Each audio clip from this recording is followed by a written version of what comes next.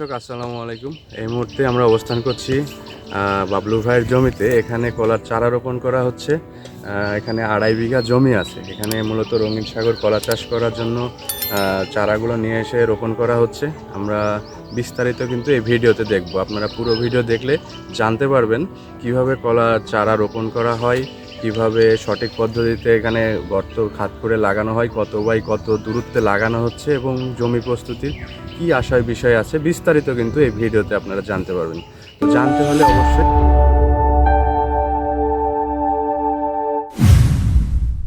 দর্শক, আমি এই যে ভাইয়ের সঙ্গে কথা বলবো, যিনি আসলে মাপ করে দিচ্ছেন জমিতে।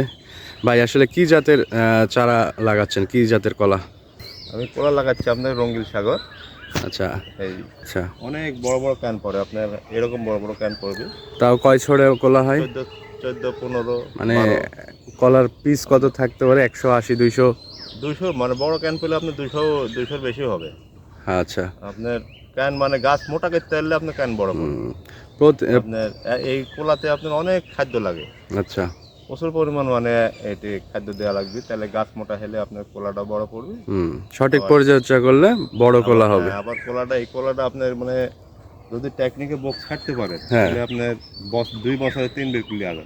2 বছরে 3 বার ফলন করা যাবে। আচ্ছা, আমরা নিজেই করি। 2 বছরে 3 মানে যখনই কোলাটা ক্যান বাইরে যাবে সেখন একটা করে বগা ছাড়ি দিতে হবে।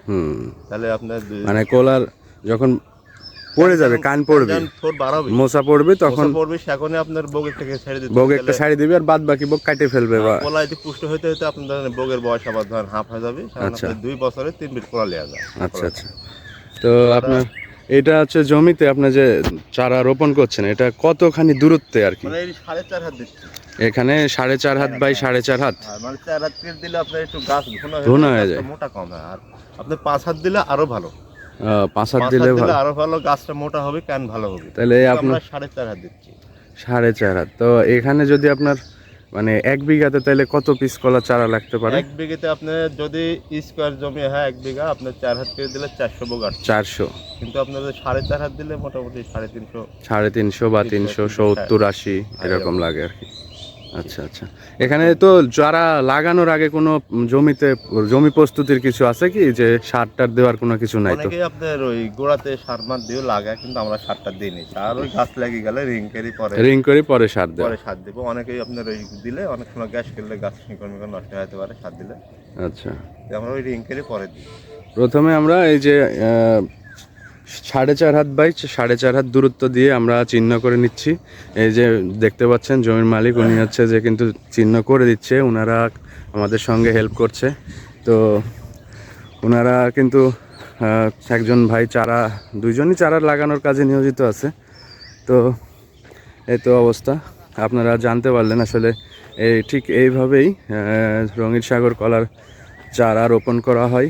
আর এই চারা যখন পাতা ছেড়ে দিবে তখন এটা চারিদিক দিয়ে গোল করে রিং করে সার টার দেওয়ার ব্যবস্থা করা হবে। জানতে পারলেন 1 বিঘা জমিতে 400 স্কোয়ার জমি, এটা একদম দেখতে পাচ্ছেন।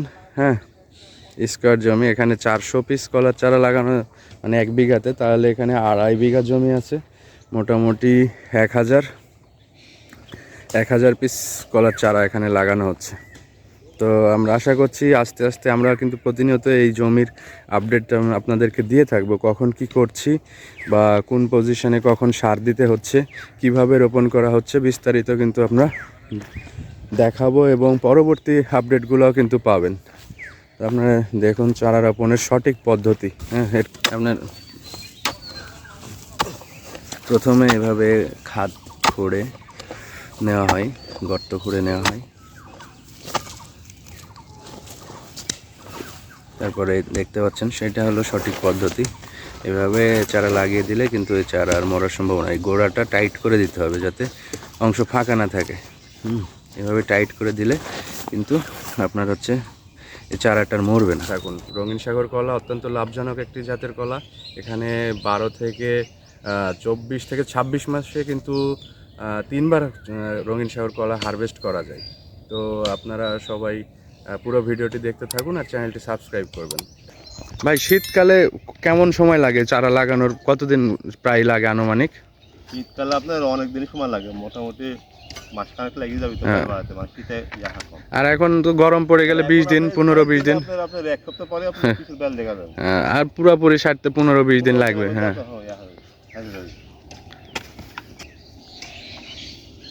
কিন্তু আপনাদের কাছে যখন যাই আমরা কিন্তু কাটিং করে দিই ক্লিন করে, কিন্তু আসলে ক্লিন করে দেওয়ার উদ্দেশ্য হলো আপনাদের দেখতে ভালো লাগবে। কিন্তু আসলে আমরা কিন্তু যখন জমিতে রোপণ করি আমাদের অঞ্চলে, রাজশাহী অঞ্চলে, ঠিক তখন কিন্তু এই পজিশনেই থাকে, অত কাটিং করে না। দেখুন আপনারা এই চারাগুলোর কন্ডিশন দেখুন, এইরকমই থাকবে। হ্যাঁ, এটা হচ্ছে রঙিন সাগর জাতের কলা চারা। আর এই চারাগুলো দেখে আপনারা চিন্তাই করতে পারবেন না যে এটা আসলে চারাটা হবে। হ্যাঁ ভাই, এই চারাগুলো হবে, ঠিক আছে। এগুলা এই যে লাগিয়ে দিলেই এগুলা কিন্তু হয়ে যাবে। দর্শক, এইভাবে কিন্তু কলার চারা রোপণ করার পরে যখন পুরো জমিতে রোপণ করে দেওয়া হবে, এরপরে কিন্তু আমাদের সেচ দিয়ে দিতে হবে।